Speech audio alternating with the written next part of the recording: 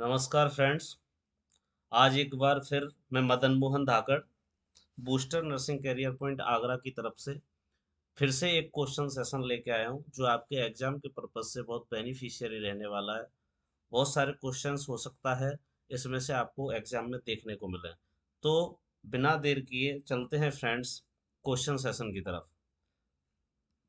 तो पहला क्वेश्चन आपकी स्क्रीन पर शो हो रहा है। क्वेश्चन है a combination of drugs including vincristine and prednisone is prescribed for a child with leukemia. For that adverse effect, should the nurse assess the child that indicators vincristine toxicity? मतलब question पूछ रहा है कि anti cancer drug विनक्रिस्टाइन combination में चल रही है prednisone के साथ में किसी बच्चे को जो कि ल्यूकेमिया ब्लड कैंसर से पीड़ित है।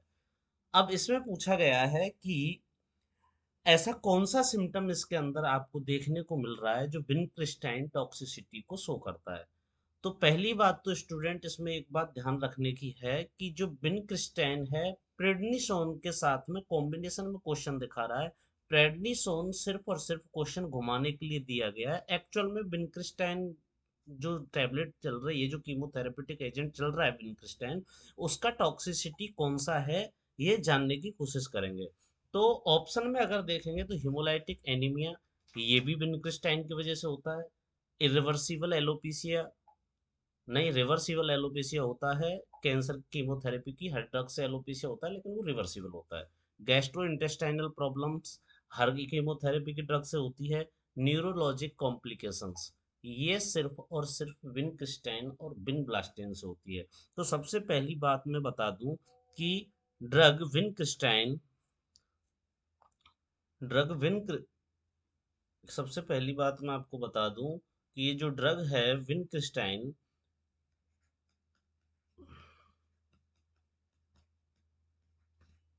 और विनब्लास्टाइन दोनों दोनों ये जो ड्रग्स हैं ये बिलोंग करती हैं एम फेस इनहिबिटर्स से।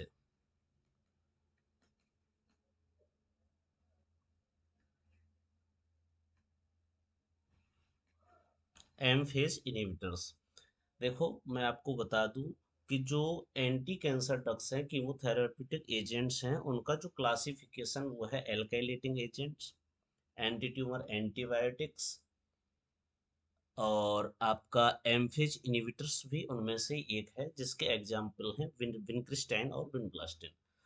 अगर हम बात करें किसकी कि विनक्रिस्टाइन का टॉक्सिसिटी इनमें से कौन सा है जो कि ये इंडिकेट करता है कि ये सिर्फ और सिर्फ विनक्रिस्टाइन का टॉक्सिसिटी है। तो बच्चों विनक्रिस्टाइन पूछ ले या विनब्लास्टिन पूछ ले, दोनों क्या है न्यूरोलॉजिक कॉम्प्लिकेशन करते हैं। मैं ये नहीं कह रहा कि ए बी सी नहीं करता है, लेकिन मोस्ट कॉमन जो कॉम्प्लिकेशन देखने को मिलता है सिर्फ विनक्रिस्टाइन और विनब्लास्टिन से वो है न्यूरोलॉजिक कॉम्प्लिकेशन। हेमोलाइटिक एनीमिया होगा लेकिन उतना नहीं होगा। एलोपेशिया होगा लेकिन रिवर्सिबल होगा। गैस्ट्रोइंटेस्टाइनल प्रॉब्लम्स होंगी, इसकी वजह से भी डायरिया देखने को मिलेगा लेकिन उतना नहीं मिलेगा जितना न्यूरोलॉजिक कॉम्प्लिकेशंस देखने को मिलेंगी। नेक्स्ट स्लाइड में हम इसका रैशनली देखेंगे तो रैशनली से आपको क्लियर हो जाएगा कि इसका आंसर डी है। इसका आंसर क्या है बेटा? डी है न्यूरोलॉजिकल कॉम्प्लिकेशन। रैशनली में हम देखेंगे कि विनक्रिस्टाइन इज हाईली न्यूरोटॉक्सिक। विनक्रिस्टाइन क्या है? Highly neurotoxic. विनक्रिस्टाइन क्या है? हाईली न्यूरोटॉक्सिक ड्रग है जो कि क्या करती है, जो कि कॉज करती है paraesthesias, muscle weakness, ptosis, diplopia और paralytic ileus, vocal cord paralysis and loss of deep tendon reflexes. इसीलिए हमने कहा था कि न्यूरोलॉजिकल कॉम्प्लिकेशन विनक्रिस्टाइन की वजह से देखने को मिलेगा, क्योंकि विनक्रिस्टाइन क्या है? हाईली न्यूरोटॉक्सिक है जिसकी वजह से पैराथेसियास होता है, मसल वीकनेस होती है, प्टोसिस होता है, डिप्लोपिया होता है, पैरालाइटिक इलियस होगा, बोकल कॉर्ड पैरालिसिस भी हो सकता है and loss of deep tendon reflexes. Deep tendon के जो रिफ्लेक्सेस हैं वो भी इसकी वजह से लॉस हो सकते हैं। इसके अलावा में हेमेटोलॉजिक इफेक्ट आएंगे, लेकिन वो रेयर आएंगे। एलोपेशिया होगा जो कि रिवर्सिबल होगा, ऑप्शन में इरिवर्सिबल था, लेकिन इससे जो एलोपेशिया होता है वो रिवर्सिबल है। और there are no severe gastrointestinal effect, gastrointestinal effect भी आएंगे लेकिन सीवियर नहीं आएंगे। इसलिए विनक्रिस्टाइन को इंडिकेट करने वाला जो था ऑप्शन, वो है न्यूरोलॉजिकल कॉम्प्लिकेशंस।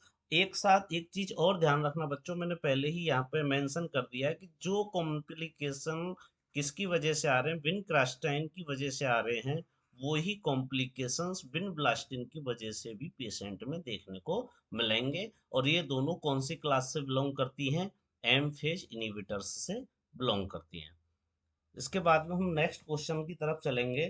तो नेक्स्ट क्वेश्चन आपका है, which vitamin given with isoniazid therapy for prevention of peripheral neuropathy. Which vitamin is given with isoniazid therapy, किसी भी पेशेंट को आइसोनियाजिड थेरेपी चल रही है तो उसके प्रिवेंशन के लिए पेरिफेरल न्यूरोपैथी, क्योंकि हमको पता है कि आइसोनियाजिड अगर किसी पेशेंट को चलेगी तो उससे पेरिफेरल न्यूरोपैथी होने का चांस रहता है। तो सबसे पहली बात तो ये है कि बच्चों ये पता होना चाहिए कि ये जो आइसोनियाजिड है, आइसोनियाजिड है, ये किस काम के लिए मेडिसिन यूज की जाती है। तो ये मेडिसिन है एटीटी, एंटी ट्यूबरकुलिन ट्रीटमेंट की मेडिसिन है।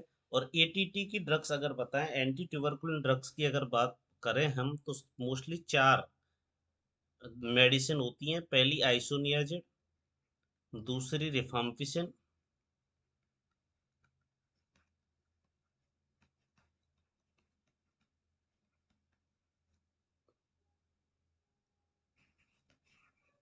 तीसरी पायराजिनामाइड,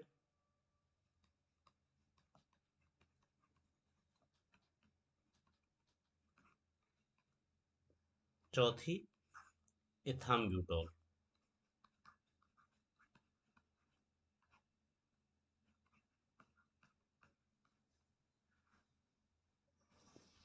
इथाम्ब्यूटोल। तो ये चारों जो मेडिसिन हैं वो हैं आपकी एंटी ट्यूबरकुलिन ड्रग्स, जो कि टीबी के ट्रीटमेंट के लिए दी जाती हैं।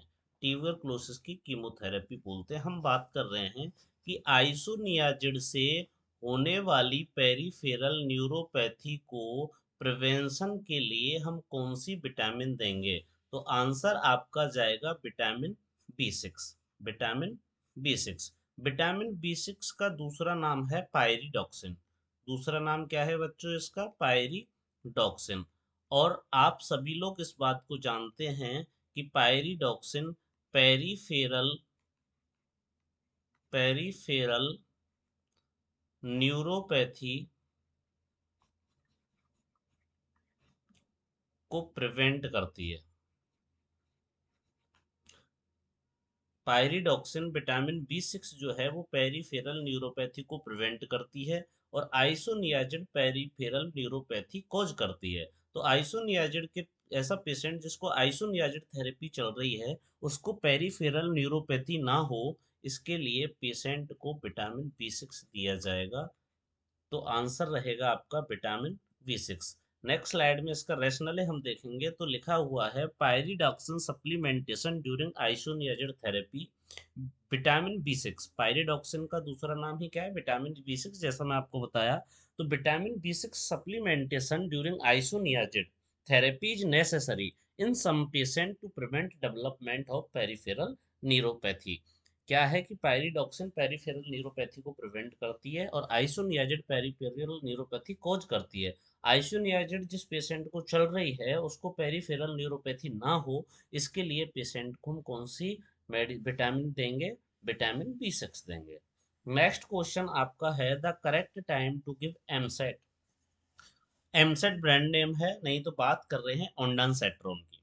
The correct time to give Emset before chemotherapy. आप कीमोथेरेपी वार्ड में काम कर रहे हैं, कोई पेशेंट एडमिट हुआ है कीमोथेरेपी के लिए, तो कीमोथेरेपी की जो दवाइयाँ हैं वो वोमिटिंग इंड्यूस करती हैं, ये आपको पता होना चाहिए। आपको पता है कि नोजिया वोमिटिंग इसकी वजह से होगा, पेशेंट को अगर जब कीमोथेरेपी लगेगा तो उससे वोमिटिंग इंड्यूस होगी। तो एज नर्स जब पेशेंट को आप प्रिपेयर कर रहे हैं कीमोथेरेपी के लिए, तो कितने मिनट पहले आप पेशेंट को ओंडासेट्रोन मेडिसिन दे के रखेंगे या एमसेट मेडिसिन दे के रखेंगे। तो आपको याद होना चाहिए कि before chemotherapy EAMCET EAMCET given before 30 minute, before 30 minute. तो आंसर जाएगा बी, आंसर जाएगा बी। तो याद रखिएगा, जब भी कीमोथेरेपी के लिए पेशेंट जा रहा है तो कीमोथेरेपी स्टार्ट होने से 30 मिनट पहले पेशेंट को ओंडासेट्रोन मेडिसिन टैबलेट फॉर्म में भी दी जाती है, इंजेक्शन फॉर्म में भी जाती है, जैसा भी डॉक्टर प्रिस्क्राइब करे उस फॉर्म में 30 मिनट पहले आपको दे के रखना है। चलिए नेक्स्ट क्वेश्चन की तरफ। Increase the number of cell in a tissue is called. किसी भी टिश्यू के अंदर किसी भी टिश्यू के अंदर नंबर ऑफ सेल इंक्रीज हो जाते हैं तो उसको क्या कहते हैं? उसको कहते हैं हाइपरप्लेसिया। तो आंसर जाएगा इसका बी, हाइपरप्लेसिया। दो चीज एक, पहला तो ए ऑप्शन जो है उसको डिस्कस कर लेते हैं, हाइपरट्रॉफी। हाइपरट्रॉफी का मतलब होता है किसी भी ऑर्गन की सेल, किसी भी टिश्यू की सेल जो किसी भी टिश्यू की जो सेल है, किसी भी टिश्यू की जो सेल है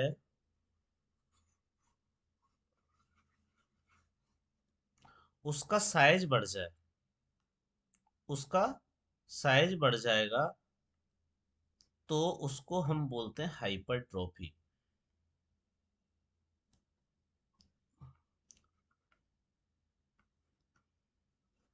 increase the size, increase the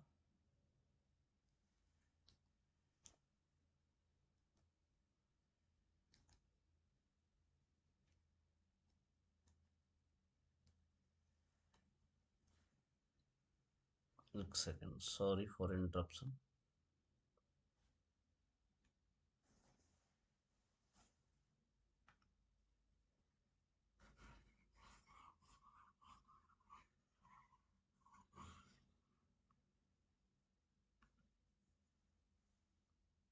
तो बात कर रहे हैं सबसे पहले हाइपरट्रॉफी की। तो increase the size of cell called hypertrophy.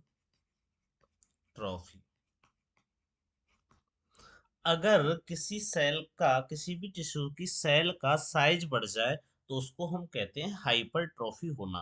तो सेल के साइज की अगर बात करें तो सेल का साइज कब बढ़ेगा? जैसे मान के चलिए ये एक सेल है और सेल की ये क्या है? Cell wall. सेल के अंदर जो फ्लूइड चीजें होता है, मटेरियल, उसको बोलते हैं इंट्रा सेलुलर मटेरियल। जो फ्लूइड होता है उसको बोलते हैं इंट्रा सेलुलर फ्लूइड। और सेल के बाहर जो मटेरियल है उसको बोलते हैं एक्स्ट्रा सेलुलर मटेरियल। अगर किसी की सेल का इंट्रा सेलुलर मटेरियल इंक्रीज हो जाए तो सेल का साइज भी क्या हो जाएगा? इंक्रीज हो जाएगा। और इस कंडीशन को आप हाइपरट्रॉफी के नाम से जानते हैं। और दूसरी कंडीशन आपको जो देखने को मिल रही है, वो देखने को मिल रही है हाइपरप्लेसिया। तो किसी भी टिश्यू के अंदर सेल का साइज, नंबर इंक्रीज हो जाए, सेल का साइज इंक्रीज होगा तो हाइपरट्रॉफी कहेंगे। और सेल का साइज अगर इंक्रीज हो गया तो उसको कहेंगे हाइपरप्लेसिया। तो हाइपरप्लेसिया को अगर हम देखेंगे तो increase the number of cells जो क्वेश्चन में पूछा गया है। क्वेश्चन में पूछा गया है कि increase in the number of cells in a tissue is called. तो हम बता रहे हैं कि increase in the number of cell in any tissue, किसी भी टिश्यू के अंदर अगर सेल का नंबर इंक्रीज हो जाए तो उस कंडीशन को आप हाइपरप्लेसिया के नाम से जानते हैं। अगर सेल के अंदर नंबर ऑफ सेल, किसी भी टिश्यू की सेल का नंबर जो है वो डिक्रीज हो जाए तो उस कंडीशन को आप एनाप्लेसिया बोलते हैं। तो इस क्वेश्चन का आंसर जाएगा हाइपरप्लेसिया। नेक्स्ट क्वेश्चन की तरफ बोल चलते हैं, हाइपरट्रोफी। अभी हाइपरप्लेसिया में क्या था, किसी भी सेल के, किसी भी टिश्यू के अंदर की जो सेल हैं उनके नंबर बढ़ जाएं तो उसको क्या कह रहे थे हम, हाइपरप्लेसिया। और यहाँ पे बात कर रहे हैं हाइपरट्रोफी। इस क्वेश्चन को भी मैं लास्ट क्वेश्चन के साथ में डिस्कस कर दिया हूँ कि किसी भी ऑर्गन की सेल का साइज इंक्रीज हो जाए उसको हम बोलते हैं हाइपरट्रोफी। उसको क्या बोलते हैं हम, हाइपरट्रोफी। तो इनके अंदर जो आंसर जाएगा इस क्वेश्चन का वो होगा increase in size of cell. चलिए नेक्स्ट क्वेश्चन की तरफ। Highest biological protein found in, सबसे ज्यादा बायोलॉजिकल प्रोटीन जो फाइंड होती है इन सब में उसमें होती है एग में। सबसे ज्यादा बायोलॉजिकल प्रोटीन जो है वो एग में होती है। नेक्स्ट स्लाइड में इसका रैशनल है, हम चेक करेंगे। रैशनल अगर देखेंगे इसका तो देखो लिखा हुआ है कि animal sources of protein are meat, poultry, fish, eggs, milk, cheese and yogurt, and they are provide high biological value of proteins।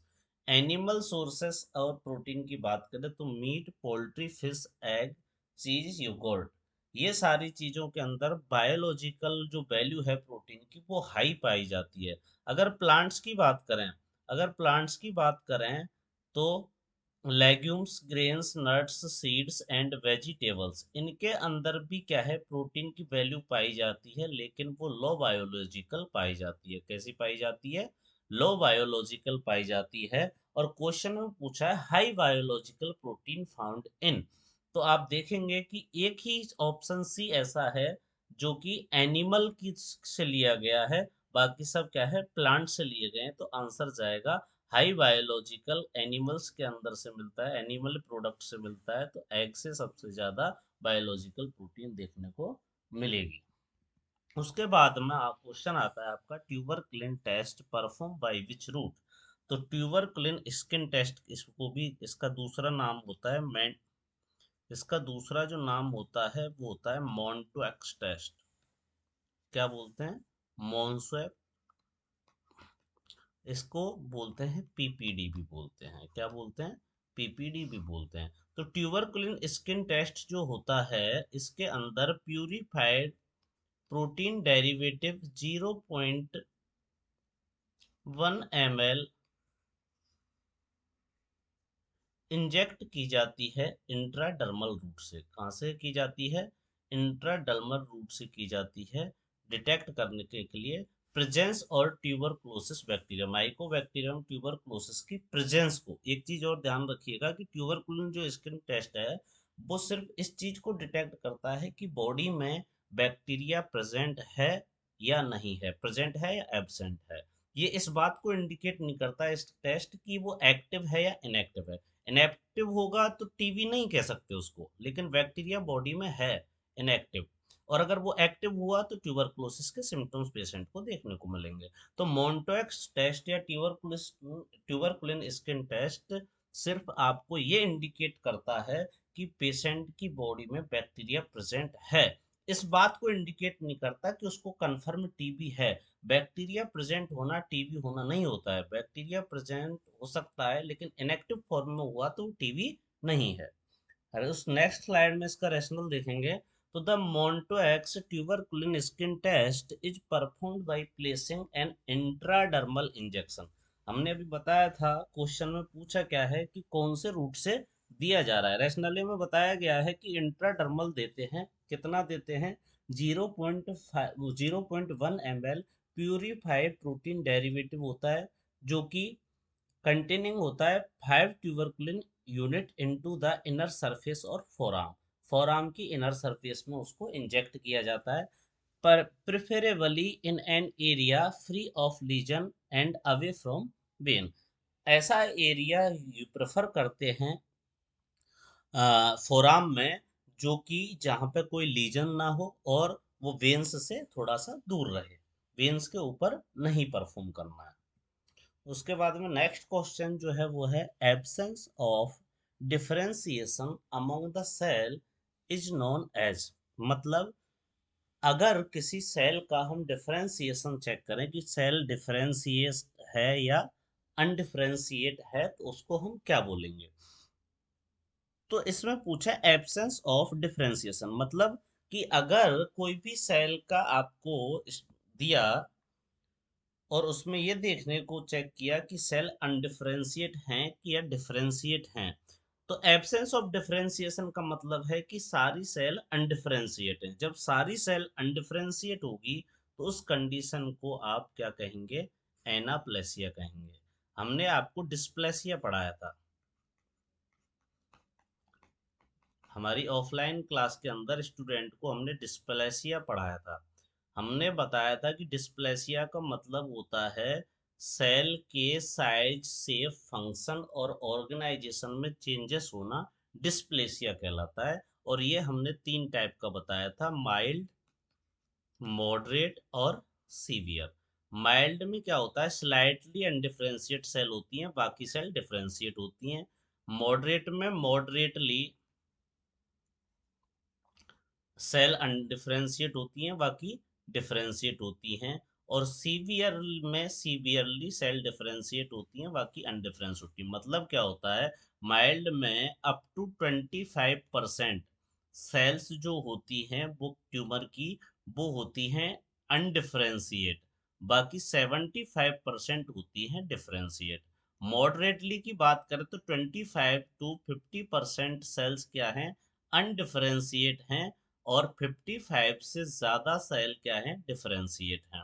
अगर सीवियरली की बात करें तो 55 टू से ज़्यादा और 75% तक सेल क्या है, 75% तक सेल क्या है, अनडिफरेंशिएट है। सिर्फ 25% सेल क्या है, डिफरेंशिएट है। लेकिन अगर वही कंडीशन ये हो जाए कि एक भी सेल 0% सेल क्या है, डिफरेंशिएट है, 100% सेल क्या है, अनडिफरेंशिएट है, तो इस कंडीशन को डिस्प्लेसिया ना कह के इस कंडीशन को हम नाम दे देंगे एनाप्लेसिया। क्वेश्चन में पूछा एब्सेंस ऑफ डिफरेंशिएशन, मतलब कि एक भी सेल, एक भी परसेंट सेल डिफरेंशिएट नहीं हो रही है, सारी सेल अनडिफरेंशिएट हैं, तो इस कंडीशन को आप किस नाम से जानेंगे, इस कंडीशन को आप एनाप्लेसिया के नाम से जानेंगे। नेक्स्ट क्वेश्चन की तरफ चलते हैं students. Palliative surgery is done. जो पैलिएटिव सर्जरी है वो क्यों की जाती है। तो हमने कहा है कि पैलिएटिव का मतलब क्या है, पैलिएटिव केयर के अंदर पैलिएटिव सर्जरी करते हैं हम। तो पैलिएटिव केयर का मतलब ही ये होता है कि अगर पेशेंट की डिजीज उस स्टेज में, एडवांस स्टेज में पहुंच गई है जहां से पेशेंट को क्योर नहीं कर सकते, पेशेंट की डेथ होगी एक ना एक दिन, 2 साल, 6 साल, 10 साल, जब भी पेशेंट की डेथ होनी है, क्योंकि डिजीज उस कंडीशन में पहुंच गई जहां से ठीक नहीं की जा सकती।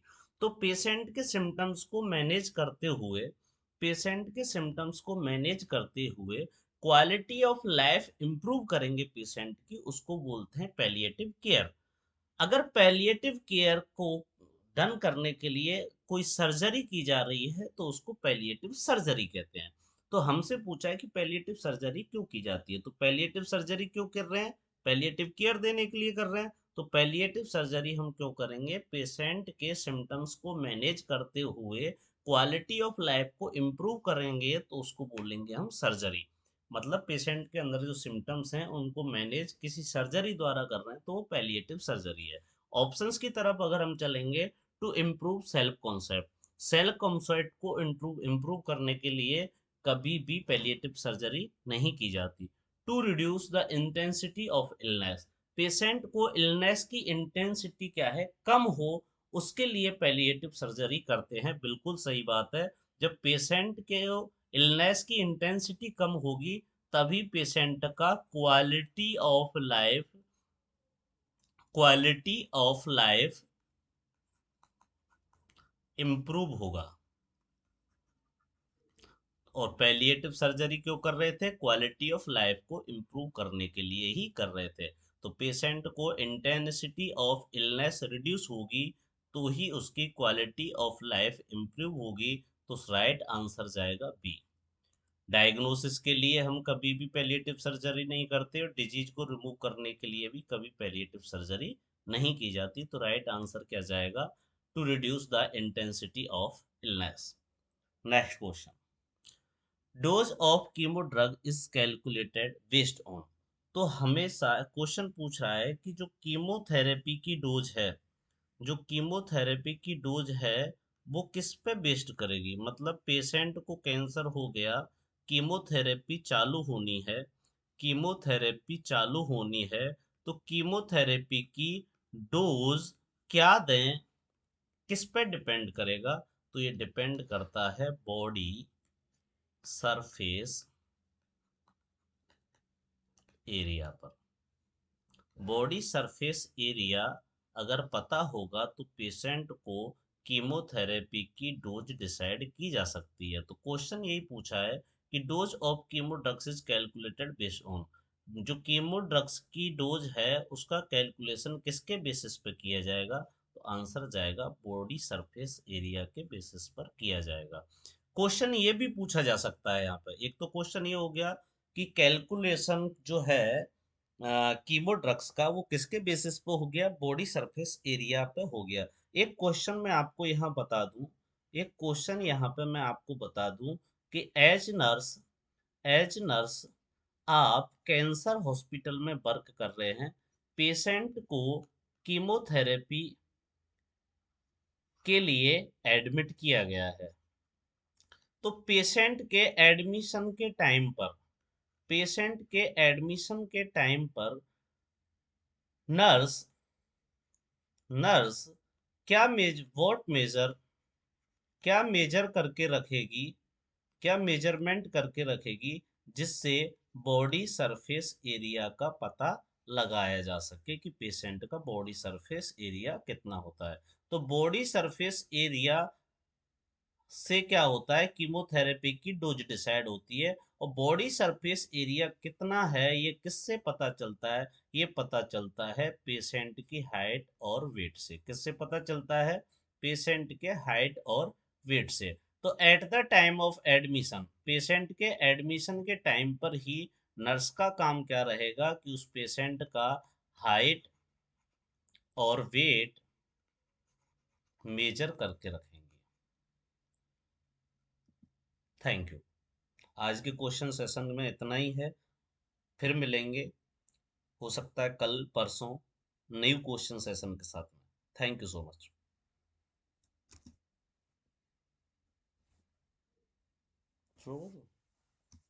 मैंने कर दिया वो तो बंद।